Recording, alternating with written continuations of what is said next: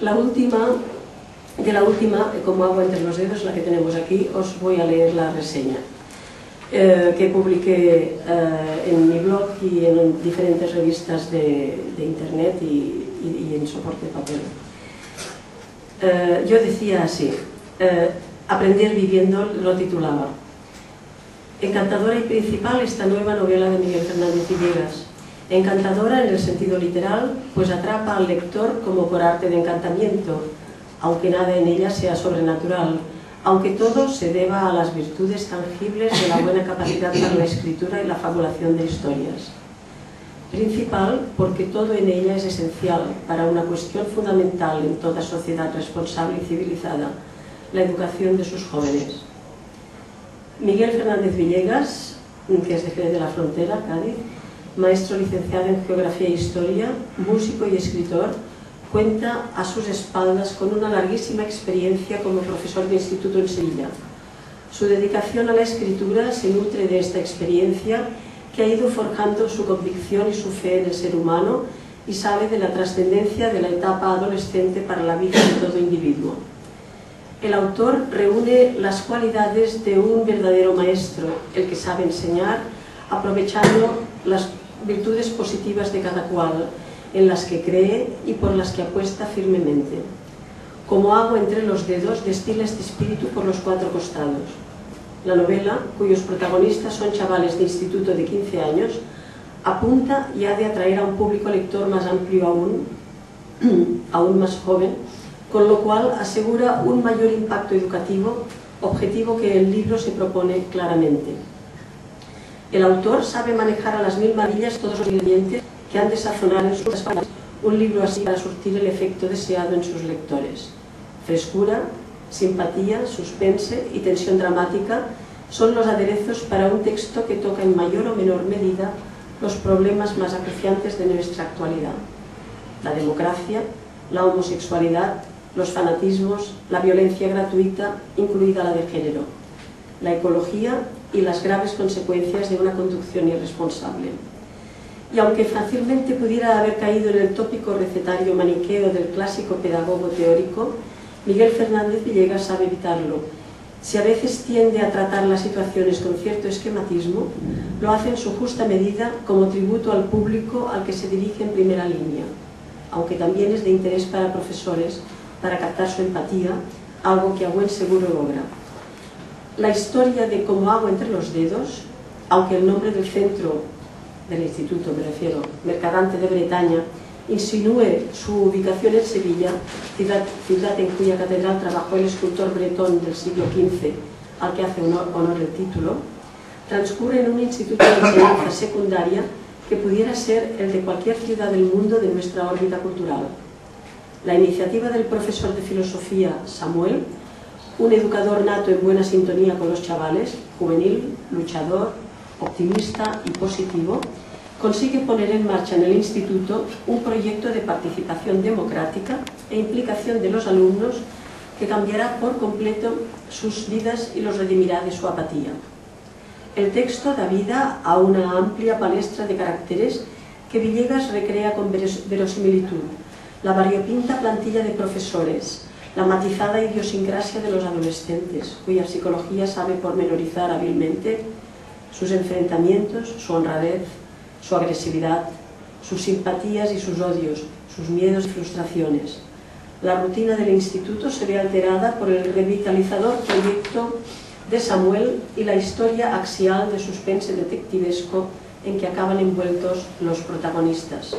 Una historia genialmente pergeñada alrededor del intento de asesinato de un alumno homosexual a manos de ultras. Encomiable la maestría del autor en el manejo del argot juvenil, que sabe matizar a discreción según la psicología de cada personaje. Encomiable también la genialidad de las imágenes, casi siempre simpáticas, a menudo poéticas, de que hace gala la voz narradora. Por su parte, la editorial acierta en la tipografía y en las ilustraciones de estética cómic, muy en consonancia con la frescura de la historia. Falla solo un poco en la revisión del texto, que contiene algunos errores dactilográficos que habrá que corregir en la segunda edición. De Villegas se han publicado además La isla de los espejos, esta que os decía de las primeras tipo más aventura, es en la sexta edición. El Monasterio Perdido, en su tercera edición. Tocata y Fuga con Bach, agotada la segunda, creo. Sí. Es también autor de poemas, obras de teatro para jóvenes y relatos. Según el Barómetro de Hábitos de Lectura 2008, publicado por la Federación de Editores de España, es el segundo autor español más leído entre lectores de 10 a 13 años. Y con esto termino y le cedo a él la palabra. Cuando empecé a trabajar a los 20 años en la Universidad Laboral de Sevilla a dar clases, los profesores mayores con los que me encontré me decían: mira, Miguel, los alumnos de hoy, estos no son como los de antes. Estoy hablando de hace 40 años, ¿eh? Y esa cantinela siempre ha existido. Es falso, creo que es falso, estadísticamente falso, decir que la juventud de hoy es peor que la anterior. Es la juventud de hoy. Cualquier tiempo ha pasado, no fue mejor, fue simplemente anterior, nada más. Por consiguiente, yo parto de ese principio. Partiendo de ese principio, al escribir esta novela, he intentado hacer ver a ese profesorado, que es verdad que es difícil la enseñanza, con esto no quiero decir, y habrá aquí enseñantes seguro y educadores, que es complejo, que el chico de hoy no es, a lo mejor, no se le puede decir como al de antes: cállate y siéntate y ya está, él protesta, pero ¿eso es un signo negativo, que proteste? ¿Que se rebele frente a la injusticia es negativo? ¿O no es más negativo la educación que hemos tenido aquí durante el franquismo, donde esto es lo que hay y a callar, y todo el mundo a callar? Que tampoco era así, ¿eh? Yo he dado clases durante el franquismo y he tenido problemas con los chavales. He estado hablando con señores mayores que yo, del pueblo de Valencina, Sevilla, donde vivo, y me cuentan que cuando eran niños tiraban los tinteros a la cabeza a su profesor. O sea que eran buenísimos los alumnos antiguos, eran mucho más educados que ahora. Y los castigos que nos daban, de rodillas, reglazos durísimos. Yo recuerdo, con el dedo así en la cabeza, me dio un profesor, tenía yo 9 años, porque no sabía el Señor mío Jesucristo. Me acuerdo perfectamente, en piedad de memoria, yo no me acordaba, todavía me duele. Es decir, bueno, pues sí y no. Es decir, lo mismo sucede en todo. O sea, yo escucho a mi suegra: Miguel, este mundo está fatal, los robos que hay que cerrarlo todas las puertas, porque ¿qué oye y qué ve esa señora? Pues que han robado en tal sitio, que han entrado en otro sitio, que han matado fulano. Millones y millones de casas están en paz, pero eso nunca aparece. Es decir, hay una tergiversación de la realidad. Y eso lleva incluso al profesorado también, a cierto profesorado, a plantarse ante sus alumnos ya con prevención, ¿no? Cuidado, aquí el que manda soy yo. Y entonces se ha pasado de la LOCSE, ahí también la LOCSE ha existido, ¿no? Claro, no se ha aplicado igual que en Andalucía más o menos. De la LOCSE, que no se ha aplicado bien desde mi punto de vista, cuyos principios yo valoro bastante bien en muchas cosas, entre ellas la atención personalizada, pero que no se aplicó bien porque no hubo una ley de financiación que la acompañó, y porque se convirtió a veces en una permisividad exagerada, dejar hacer. Ahora viene la moda retro contraria. Aquí hay que levantarse cuando llega el profesor, llamarle de usted y convertir en autoridad pública al profesor. Bueno, ¿cuándo le llamamos de usted a un alumno? Cuando queremos maltratarlo. Usted, siéntase allí. Entonces el usted es más respeto. ¿Por qué el usted es más respeto que el tú? Yo puedo decir a una persona tú y la estoy diciendo con un respeto enorme, y le puedo decir usted, le estoy apreciando. Las formas no es lo principal desde mi punto de vista. No quita evidentemente que se le haya que exigirle al alumno y al alumnado en general unas reglas que ya están en el libro, de disciplina básica, de atención, de respeto. El alumno merece todo el respeto, el profesor y la profesora merecen todo el respeto, la alumna también, y el alumno también. El alumno debe llegar puntual a clase, el profesor también. El alumno se prepara a su clase, el profesor también. No nada de privilegios.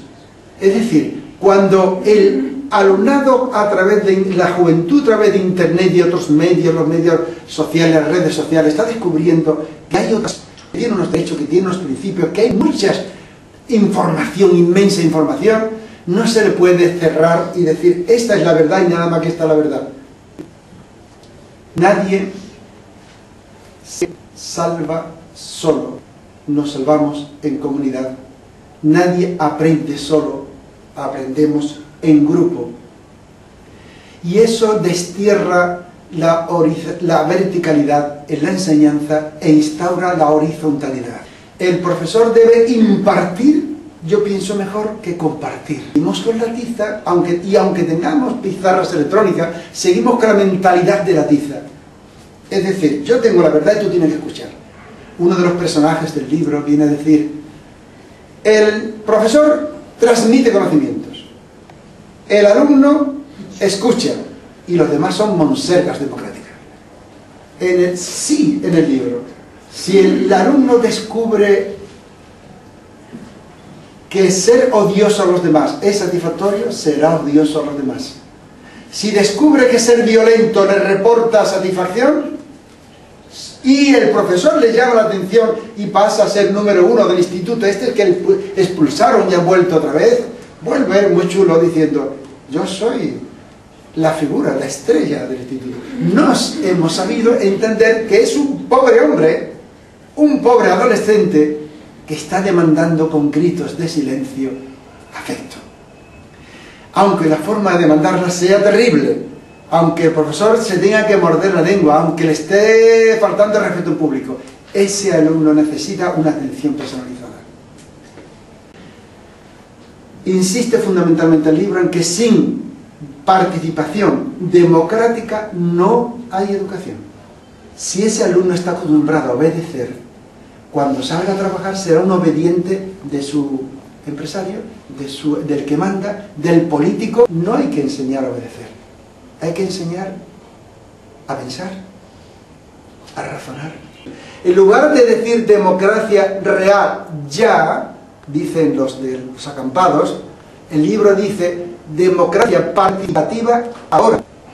Y cuando me encuentro con los chavales les pregunto, ¿alguien os ha consultado al comienzo del curso cómo organizar el curso? Se miran unos a otros. No. ¿Que nos han consultado? No.